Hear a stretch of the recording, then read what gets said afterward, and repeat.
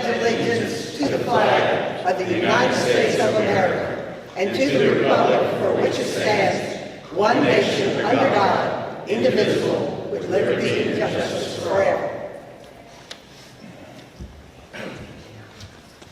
Well, we have some milestones not many, but a couple of milestones. And the first one is Mike and Kathy Sweeney's anniversary, which falls on April the 28th, 40 years. And club anniversary, Gary Street, 9 years, on April the 30th. Salud. Well, thank you all so much. You will notice that our AV isn't working as we're used to. So you'll be looking at the back of the room today. These screens up here are not going to cooperate with us. Okay, if you brought a guest today, would you please stand and introduce your guest?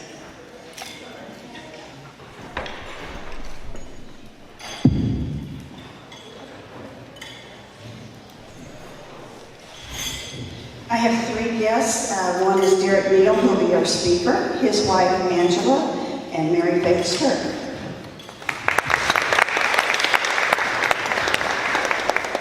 David Mansaray invited Shelby Phillips, who is actually has lived here in Georgetown as long as almost anybody in this room, at least her entire life. Yes. So she works for Pinnacle, and this is her first visit to the Rotary Club of Georgetown.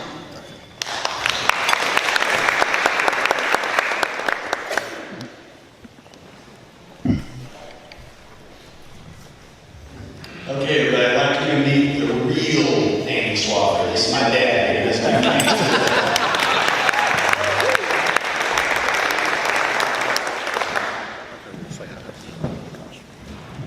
I'm pleased to have a guest with me today, Stefan Sanders. Stefan, will you stand up? We're going to hear a little bit from him today, but essentially, Georgetown Symphony and Round Rock Symphony are joining forces, and we're creating the Central Texas Philharmonic. Stefan will be inducted.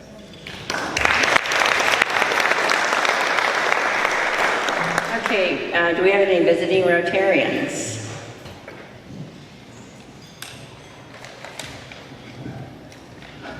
Good morning, Sam Smith from the Sun City Club. Here today selling. All right, thank you all. I want you to all be aware that one of our wonderful Rotarians, Henry Yu, is filming this meeting today, and then he posts it on YouTube. So you can always revisit the wonderful things we do here today. Or if you miss a meeting, you can always do your makeup online. At this time, I'd like to invite Jeff Cartledge to come forward and to give us kind of a wrap-up on the golf tournament that happened a couple of weeks ago. Pretty exciting news. So, Jeff?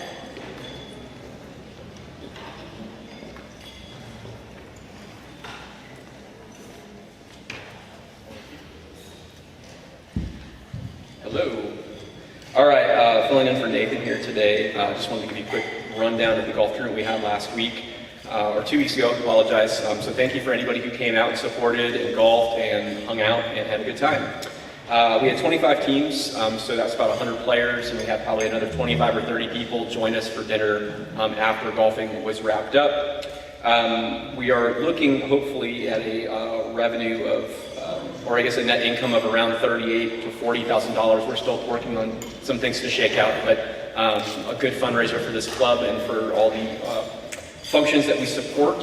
So again, thank you to everybody who participated. I have a long list of people to thank, and I see half of them are not in the room, so I'm not even going to do that. But anybody who donated a raffle item, anybody who volunteered their time that morning or that evening, anybody who helped us secure any sort of silent auction or raffle item, once again, really appreciate it. People who helped get beer donated or brought wine out, again, that helps, you know, add to the value of this event and the revenue of the event and the experience of the event. So Great. Okay, thanks. Thank you very much, Jeff. One of the things that I think is very important to let you all know is they did this event on 17% expenses, y'all. That's amazing. Congratulations. And Sam Smith, you wanted to say a few words to the club? And then Stefan, you're next.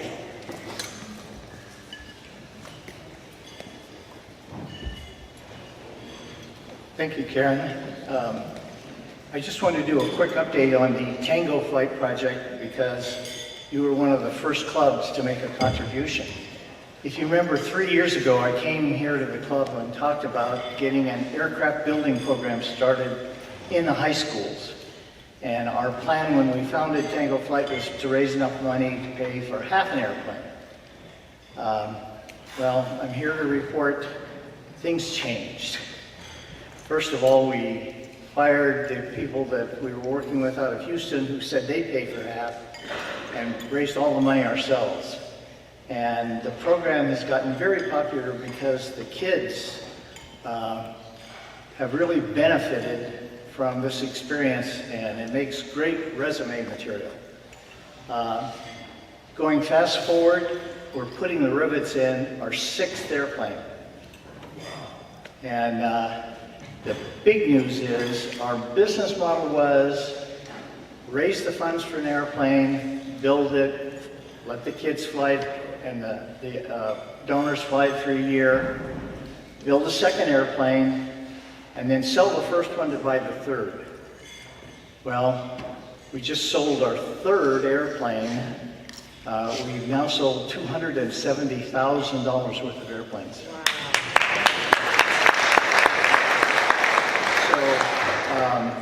What I'd like to do, and I'll pass these around, we're having our spring fundraiser, and this is more of a party than a fundraiser. We are going to have 4 of our completed airplanes in the same hangar. They're going to be in the Schwertner hangar out at the airport on Saturday, May 11th. And we'd love for you to join us. Your club was a contributor. You can get the tickets online, and it's up there. But I'll also leave these with you. It's www.tangoflightwingding.org. And we have some great guests and kind of a great evening.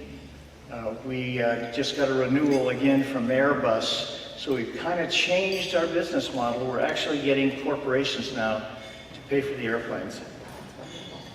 We have 96 students through this already. So, and we have 96 coming in next year. So thank you, and come join us.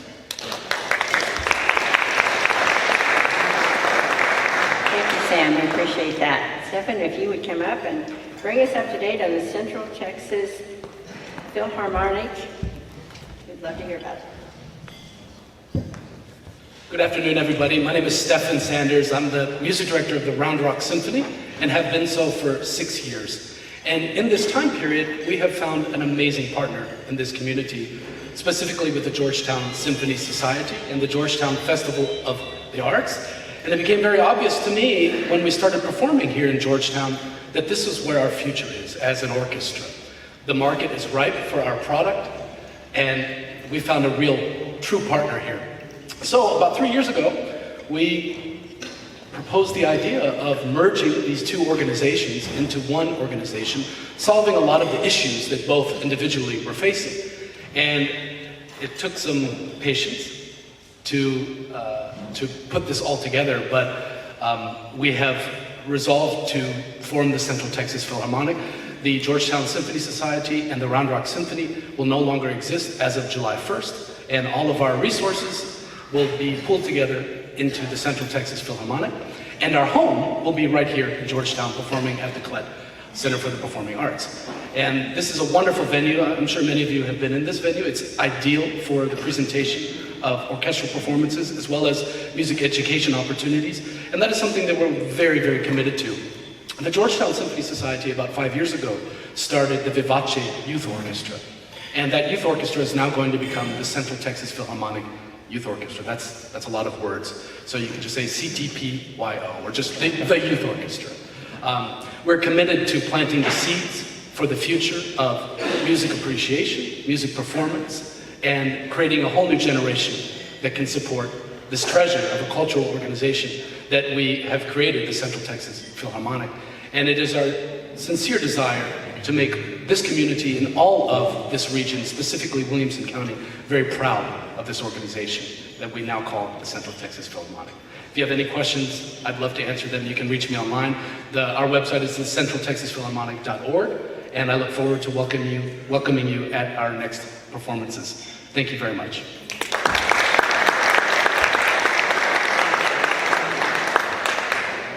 Thank you so much. That sounds exciting. Can't wait to see some of that. So this afternoon, I want you to be aware that the last knighting ceremony will take place at Pearl Elementary at 1:30. So if you guys are available, please go and see it. It's early act first night. There'll be a night there, and I understand there's some special students that's going to get honored today, and they'll actually be knighted and taken into the guild. And so go if you can, 1:30, Pearl Elementary. There's a ramp build tomorrow, the 27th, at 7:30 in the morning. It's in Pflugerville. The address is up on the screen, and it's also, I believe, in the screen's back there. It's in Pflugerville. It's the one that rained out a few weeks ago. See Myra after the meeting if you can go and help. It's a 42-foot ramp that's very much needed. And now I'd like to invite Scott Mull forward. We have a fellow Rotarian, David Kellerman, who is on a hike for veterans. Okay, some of you know David Kellerman, who I think is a tad bit crazy for what he's trying to do, better known as Kilroy, which is his hiking name. He is hiking the Appalachian Trail from Georgia to Maine. He was here a couple weeks ago. Right now, it's about 2,100 and some miles. He has to go from here to here. Right now, he's here. A little over 200 miles, so he has a measly 1,900 plus to go. You can still donate. I'm going to keep track, and every, 2-3 weeks or whatever, I'll bring the map back and show you where David is, or better known, he keeps signing everything off as Kilroy, so that's what I'll call him. You can still donate money on the Facebook site. All you got to do is put in Kilroy's Appalachian Trail, and you can give $25. It's all for veterans causes through the BVL, Bowling Veterans site. I'll lay this over on the table over there. You can see, right now, he said by today they'd be hiking across the top of the mountains on the Tennessee and North Carolina border. And I also told him, those of you familiar with the movie Deliverance, if he hears the song Dueling Banjos, run away.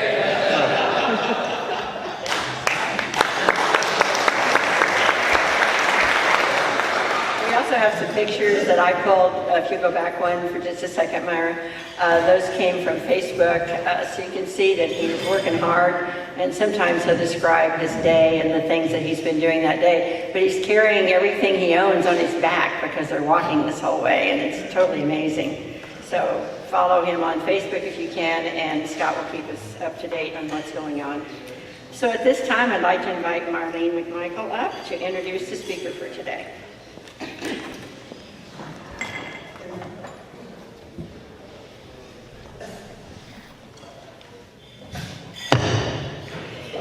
Unless you have a favorite restaurant that got cited for health violations, probably most of you in this room don't have occasion to be aware of or use the Williamson County and City's Health District and the services that that district provides.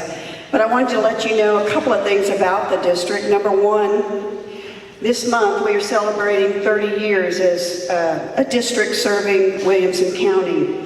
We actually started as a department of the county in 1943, so we've been around for a long time. Williamson County Health District is ranked, or last year actually was ranked #1 in the state. It was also ranked, Williamson County is ranked because of the health district, one of the top 3 healthiest counties in the state. We are also nationally accredited, and we were only the 4th health district in the state to receive that accreditation, and today there's really only 6, and they're the very largest counties in the state. So we do great work, and the district is put together by a cooperative agreement between the county and the cities within the county, and then each city gets to appoint a member of the board of directors, and the county appoints 2. I happen to be a county employee and chair of the board for the last 2 years. But again, I'd like to introduce Mary Faith Stirk, who is your Georgetown City Council representative on the board.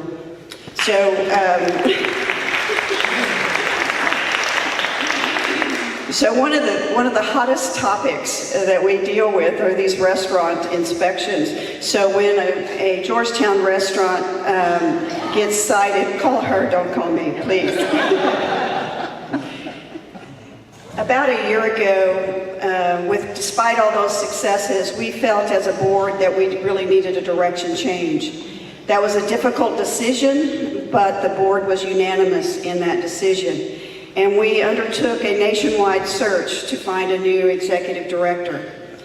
The applications came in, I don't even know how many there were. There were 30 plus that were deemed appropriate and worthy.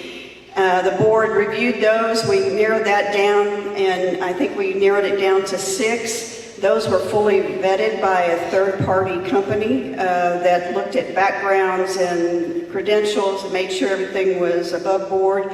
And then we interviewed, I can't remember if it was 4 or 5, but I know it was a 14-day marathon, 14-hour marathon. And we selected Mr. Derek Neal to be our new executive director. And I can say, I think I speak for the board, that we are convinced that Derek is the right candidate for Williamson County today. He comes to us with 20 plus years of health district service, or public health service. He started in Illinois. He moved to Texas, and he worked in the city of Houston Health Department. He also was the executive director of the Abilene-Taylor County Health District. And most recently, he had multi-county jurisdiction with the health districts in Victoria County, as well as DeWitt, Cuero County. He is currently the president of the statewide Association for Health Administrators and Health Officials. And so we are very honored to have him serving now at Williamson County. Mr. Neal, would you come up?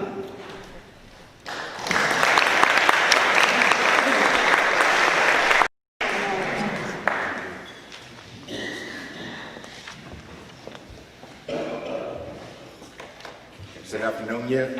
Good afternoon, everybody. Good afternoon, everybody. You have to have a lot of energy to work in public health. So hopefully you'll feel energized once as we get into the presentation. I'm really excited, more so than anything, that my wife is here to listen to me present. So now that deserves an applause. So if I sweat, it's because this 120-pound lady makes me sweat. She makes me nervous. Before I get into the presentation, it's important. We met at Jackson State in Mississippi, and I told her, I believe, well, our stories are conflicting because I say that we started dating her freshman year in Jackson State. She always says it was my sophomore year. So we have a discrepancy in when she actually became my girlfriend. But I'm proud to say that we'll be celebrating our 22nd anniversary in September of this year, and she still looks the same. So I thank God for her because she's the backbone of what we do every day from a health district standpoint. I want to really just take some time to really thank the board, Marlene in particular, as well as Mary Faith. I remember, and I know you guys won't mind this, so I'm going to say it, I believe in being transparent. And I remember when Mary Faith called me on Thanksgiving Day, And I was down in Florida visiting relatives, born and raised in Daytona Beach, just so you guys know. And I was like, what's going on? You know, Mary Faith, haven't told you, best call I ever got. So thank you. Williamson County is, I took the job knowing that the standards would be high. I knew what the expectations were as Marlene talked about all the accomplishments of the health district. I really wanted an opportunity where I could challenge myself. I had never had an opportunity to report to a board of health that really controlled my job, and I really like that challenge. I've always worked with the Commissioner's Court. If you know anything about Commissioner's Courts, they have so many responsibilities that public health oftentimes gets left on the back burner. So I quickly came to realize after my first couple of weeks on the job why the standards are so high. We have an excellent staff that's in place, and they challenge me every day to grow. And if you're not growing, then it's a problem. And I've been growing. I've been getting stimulated here, so it's been a wonderful ride my first 90 days. So I just want to thank the board publicly and personally for giving me this opportunity. I run to work every morning because I love service. And Angela, do you mind bringing my hanky? Because I'm sweating because you're here. Thank you. So we'll get into the presentation because I want to make sure that I'm respectful of your time and that I'm respectful of your time and that hope I don't look like a preacher up here. And that we leave time at the end to answer questions. So we have a wonderful health district. The things that I do want to convey to you, we're the 3rd healthiest county in Texas. We're the 15th healthiest county when it comes to health indicators. We're the 15th healthiest county in the country. So that's something that I recently shared with Judge Gravel during his visit. And I can't speak enough to the leadership of Williamson County because quite frankly, even though I reported the county judges in my previous jobs, I've never had one that took the time to come out and visit the health district and talk to my employees and literally walk the neighborhood with me in Round Rock. And that was meaningful to me, not only as a man, but as the leader of the health district. So I just wanted to share that with you about Judge Gravel, a special person, so I'm thankful for him as well. I guess we're going to be doing a tennis deal, but again, the Williamson City County Health District. I want to tell you a little bit about that. We are a health district, which means that we serve multiple jurisdictions. We have, I believe, 11 member cities. I'm still trying to get that right without looking at my notes, who pay 25 cents per person so we can oversee and protect the public health of Williamson County. So it's a pretty good arrangement because the more the population grows, the more funding we receive to go out and protect public health. So we're extremely pleased and thankful for that. So by us being a health district and not just overseeing a particular city such as Round Rock or Georgetown, we're able to leverage funding from both the federal government as well as the state. So those things are important. You have different incentives that are available to you when you are a health district. So I just wanted to point that out. We're different than the health department in that we cover multiple jurisdictions and we're governed by a cooperative agreement, which all member cities have signed off on. So we're responsible for them and that's our charge. So I just wanted to share that particular piece. And I will skip around a little bit in the interest of time. Again, I talked about the health district, and this gives a percentage of the breakdowns of the government entities in Texas that are health districts, health departments, or what have you. And I do have handouts, so you don't have to get all of this. You'll have baseline information once you leave. But just to contrast and compare, I oversee one county, essentially with Williamson County and Abilene. It was a 24 county area, and we call that the big country area. But you guys have twice as many people in Williamson County as that 24 county area has. So the dynamics shift, and sometimes the programs shift based on what the culture of the community is. We all have heard about the Wilco Wellness Alliance.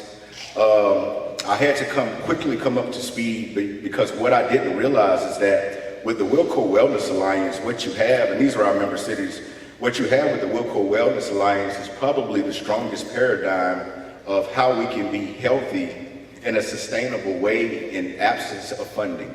Because you have a lot of community partners that have come to the table that have made a true commitment to changing the health of Williamson County's residents. And we actually just had our conference on Wednesday, where we had I want to say we had about 200 participants, and then we know we had a downpour on Wednesday. It was a torrential downpour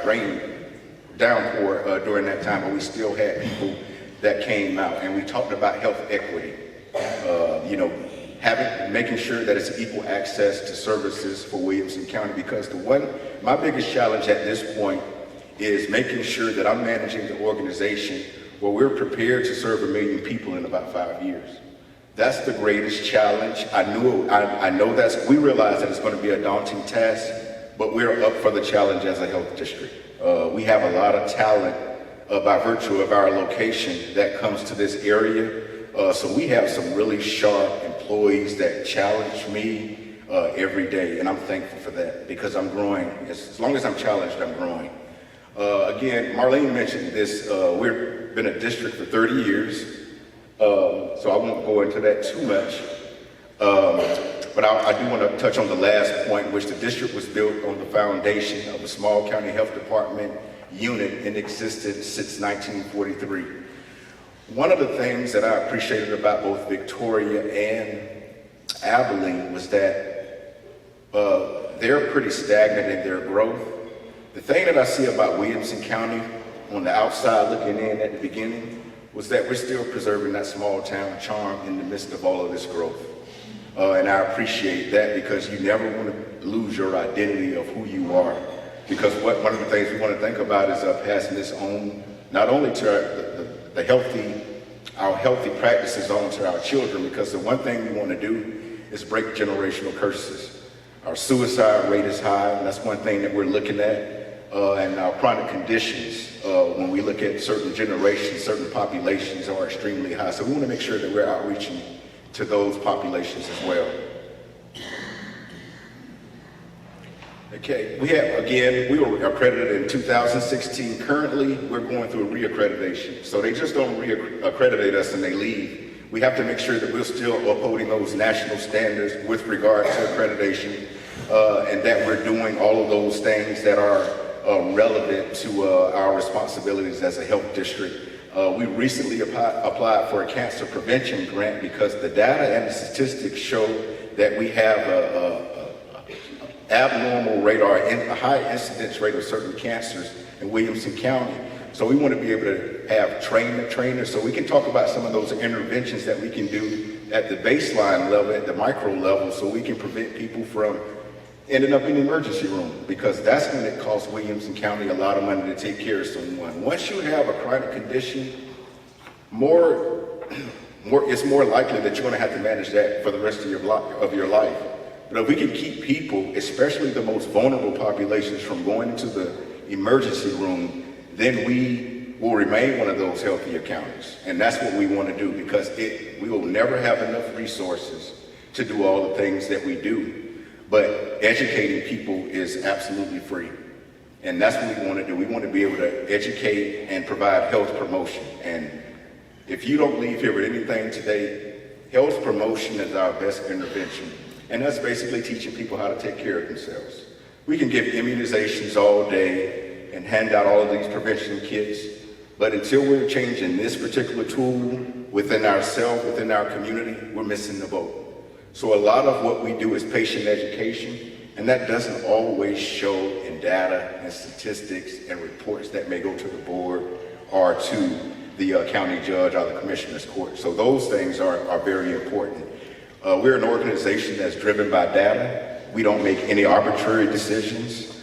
Data is important to us because it's the one thing, and I tell my staff this all the time, data is the one thing that we can defend when it comes to our decision making. So we like using data, we love numbers, and we love going out and closing health gaps, because that's what our responsibility is. We have a lot of affluence and a certain level of wealth in Williamson County. But make no mistake about it, we have poverty and we have health gaps that we need to close. I purposely spend some of my time in local laundromats, and sometimes I go to different little hair salons just so I can talk to those individuals, because I don't want to be the type of director that, you know, just views things through the lens of other people or my employees. It's important for me personally to have that connection with our community, and that's important. Our facilities, we have our newest facility at 355 Texas Avenue in Round Rock. These are our other locations, Taylor, Texas, and I'm sorry, I can't see that far. Boy. Yeah, Taylor, Texas. Cedar Park. Yeah, you want to help me out? I told you we need energy in here. Yeah, you want to read the rest of them? Yeah, Round Rock, Taylor, Cedar Park, and Georgetown. Exactly, and everything that you see is still not enough. It's still not enough because, again, from a visionary standpoint, we have to be prepared for the growth in Williamson County. So one of the things that I'm excited about, and I don't mind saying this publicly, is that we had some conversations with the judge and some of the commissioners in terms of looking at erecting another facility. But again, it's a lot of things that come into play when it comes to that. So we're hopeful that we'll be prepared for the influx of individuals who are coming to Williamson County and protecting the health. I know a lot of you have heard about the measles outbreak. So a lot of what we have been doing lately, and Marlene has been doing this almost every day, the legislative session is going on now. So one of the things that we have been doing is testifying at the Health and Human Services Committee. And we actually have 20 positions tied to disrupt funding. Disrupt funding is, it gives us an opportunity to get Medicare reimbursements. That's important because if that funding isn't renewed in 2 years, we lose 25 positions that help protect Williamson County. There's no burden to the taxpayer with these positions. It's only reimbursement dollars that we're seeking to recoup as reimbursement to have those dollars. So part of my job is to have conversations with Senator Colcourse, Senator Schwartner, and explain why these things are important to Williamson County and why they should be advocates for us. So those things are incredibly important. So I truly believe that I don't believe in playing politics in my position, but I do believe that we have to be aware of the political climate and be able to navigate those waters. So those things are extremely important to us as a health district. The funding breakdown is quite robust, and I'm proud to say that. I'm gonna pull this back up, actually. Okay, she pulled it up on her cell phone, so sometimes you can be too technically savvy. So our funding is approximately about $9.6 million. We receive a portion of it, most of it through our member city contributions, but a significant portion of that does come from grants from the Department of State Health Services. We have we have an extremely healthy fund balance at this time, and I'd like to thank the previous leadership as well as Dr. Haley, who served as interim for a long time until I came aboard with regards to making sure that we are healthy from a financial perspective. So those things are important to the district, and we're always aggressive about seeking additional grant funding and bringing those dollars into Williamson County. The challenge that we're having now is that when you're the third healthiest or the healthiest county in the country, in the state, why should we give you money? So we have to make sure that we're always having compelling arguments with our funders, because if those dollars leave, then those numbers in terms of chronic conditions go back up. So those things are important. So we have to always have those conversations about why the funding is important and why it should remain with Williamson County. So I just wanted to point that out. I am going to have to pull this up because it's important that I go through this particular piece with you. Okay, Angela, I'm glad I bought you. You open out a lot more ways than one. I can't. Yeah. You see how I rely on her? Okay. You may want to just stand up here. I don't mind.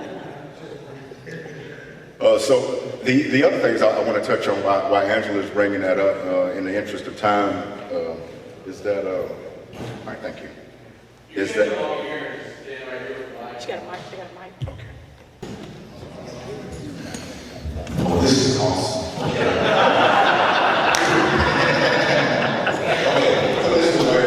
Okay, so we talked about vaccination. That's extremely important because if we don't have the ability to protect ourselves, then we're at risk at not being here. We have diseases such as measles and mumps that are coming back that have been eradicated. So apart again, when I talk about health promotion, those things are so important because we want to make sure that people are educated and making informed decisions. The thing about vaccinations now is that the people who we're coming up against have as much education as we do. But the thing is, we have data, we have research to tell our story and to prove our case, and they often can't prove their case because there's no data to say that vaccines cause autism or any of those other things. There's no empirical research that supports that, but it's a lot of research that supports the benefits of being vaccinated. STD screening and treatment is one thing that we do a lot of in Williamson County. The TB care and the women well care.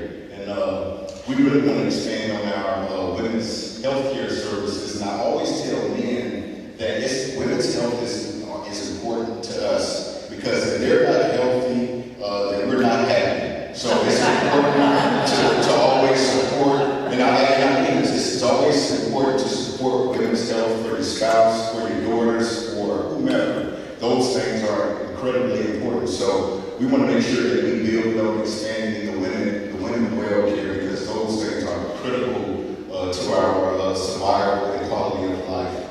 Obviously, Marlene mentioned this as well, the retail food inspections, that's something that we do. That's been a challenge for us in my initial 90 days because we're really holding our community's feet to the fire. We're not cutting any corners. We want people to make sure that they're serving healthy food and that they're protecting the health of the public by having clean establishments when they serve food. That's important to us. So a lot of what we've been doing is really investigating restaurants because I live in Williamson County. I look for reasons to ride my motorcycle around and go to different food trucks. So I want to make sure wherever I go, or you go, that you can feel extremely confident in what they're delivering to you. So I want to make sure that we're on top of that. We do have that section, but what I will tell you is that we're making a concentrated effort to be more visible in every area of Williamson County. That's Tyler to Round Rock. We should have the same marketing in Tyler as we do in Round Rock. We don't play favorites. Every citizen is important to the health district, and we care about their health. So those things are extremely important to us. So even though we do a great job at marketing and community engagement, we can always do a better job. But because if you don't know about us, then that's a problem for me. So we're working on that. Disease control and prevention. We do a lot of disease surveillance and investigations. We've had several suspected cases of mumps. So we do a lot of investigation, and that actually translates us into going out in the community and investigating and doing door knocking. So it's huge in terms of what we do. And with the different, with so many people moving here, we're working a lot with California, we're working a lot with health departments around the country because we have to follow up with contacts when someone's been exposed to the disease.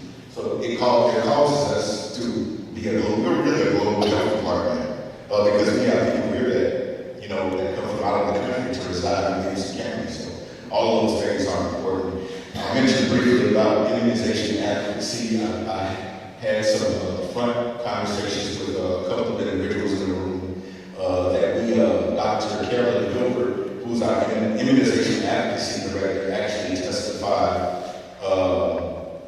in front of the Health and Human Services Committee on Tuesday. She did a tremendous job. Our bill to retain those 20 employees that I mentioned passed the committee, and now it's going on to the next step. So we'll be fighting again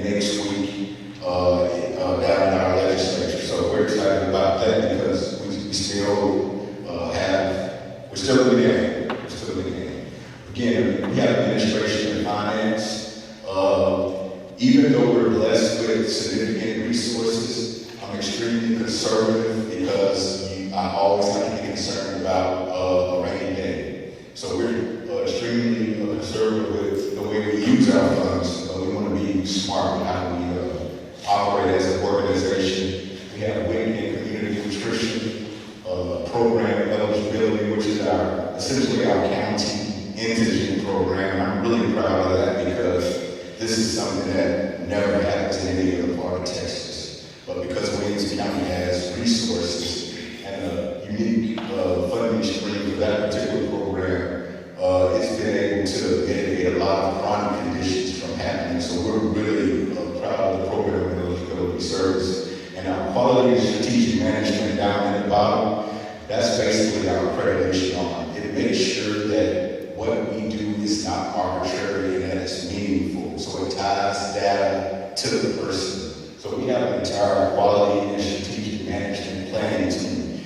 And it's things like this that makes us a great health district because probably 5 health departments or 5% of the health departments in the state have this section. Typically, you just pull people together and you get it done. We actually have a section that's dedicated to that. So that's something that we all keep proud of. And again, this basically shows our services, which I just went through. And this is our projected population growth. I don't believe it at all. I think it's going to be much greater than this, and we're preparing for it to be greater. Dr. Haley and I think this is way conservative. We think we'll be at a greater population growth in 25 than 597,000 people. I suspect that we're maybe approaching that number in the next couple of years. I talked about our local wellness alliance. We have 9 working groups. I mentioned at the onset about mental health, systems care, work group, and maternal and infant care. All those things are important. But the thing that makes this group special, we have 700 plus members. So we have a lot of organizations, both private and public, that contribute to the successful health of Williamson County, and they should take credit for that number 3 health ranking that we have. So I know it's 12:58. I'll stop now, but I can talk all day. And I actually brought information for our health district, but from my perspective, I always leave every conversation with, this is just the beginning of our conversation. Please let us continue to talk. And I have an open door policy. I wake up with the roosters, so I'm typically at work at 6:30, so don't hesitate to stop by and just see me. And I thank you for your time, and I'll entertain any questions that you may have. Oh boy.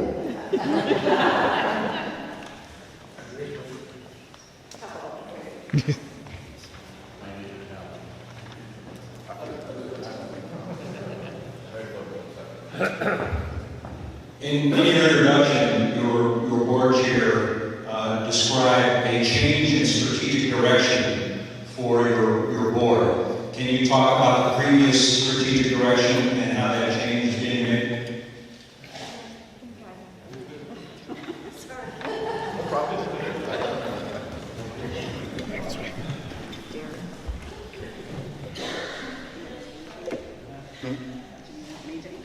Yeah. Yeah. Thank you for saving me. Thank you. Well, a lot of the issues were, I would say, internal and are confidential because of employment and personnel issues. But basically, we were looking for a director that put a priority on the health district being an excellent place to work, as well as outreach into the county.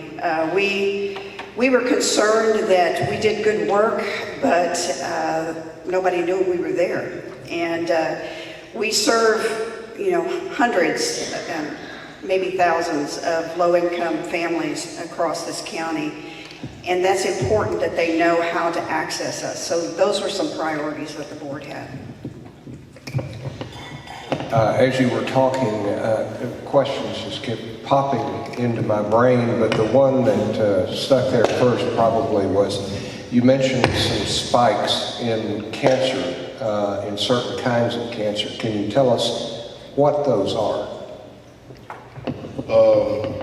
No. I can, and the reason why is because when you say things publicly, you don't want to, in public health, you never want to yell fire in a crowded theater.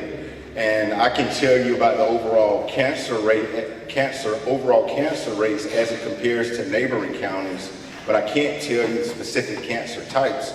But if you came by and saw me, I can plug you on my strategic management team, and they can actually sit down and talk about the report. But I stay away from that. Mary Faith, come on, you want to come up? Come on.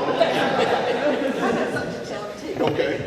But one of the things that we have here in Williamson County that most counties don't have is if you go to healthywilliamsoncounty.org, you will find a wealth of this data for the county, and you can drill down, and it is really pieced together beautifully. And so it's some parts of the data are actually down at city level, some are at zip code level, and some are county-wide. But you'll be able to find that and find comparisons to other counties, states, national. So it's really a resource that I would hope everybody would use. Thank you. That's a great board member. I do want to say something. I know we're running over. Okay. I get one more. Early in your talk, you talked about a spike in suicide. And that is particularly sensitive because we recently had one in one of our high schools.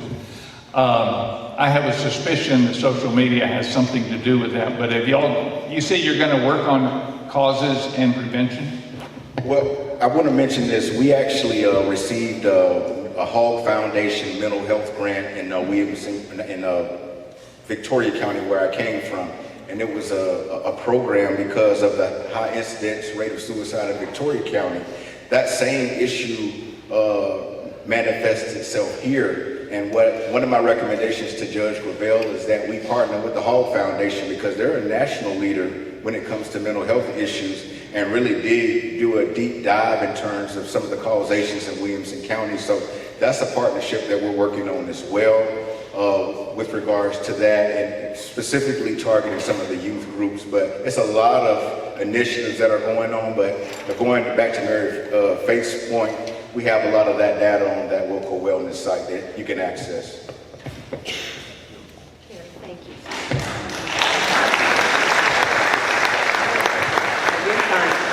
It's the practice of our club, Derek, to ask our speakers to sign a book that we then donate to Pearl Elementary. So if you would sign this before you leave today and leave it with Carol over here, she'll get that to Pearl Elementary. So thank you so much for a very interesting, how about that? Thank you. Of course, thank you very much. I want to remind all of you that next Friday, May the 3rd, we'll be doing scholarships to seniors and to teachers. It's a very exciting meeting, and I hope you all come and join us in that. Are there any other announcements for the good of Rotary? Okay, would you please stand and join me in the four-way test of the things we think, say, and do? First, is it the truth? Second, is it fair to all concerned? Third, will it build goodwill and better friendships? And fourth, will be beneficial to all concerned. We're adjourned.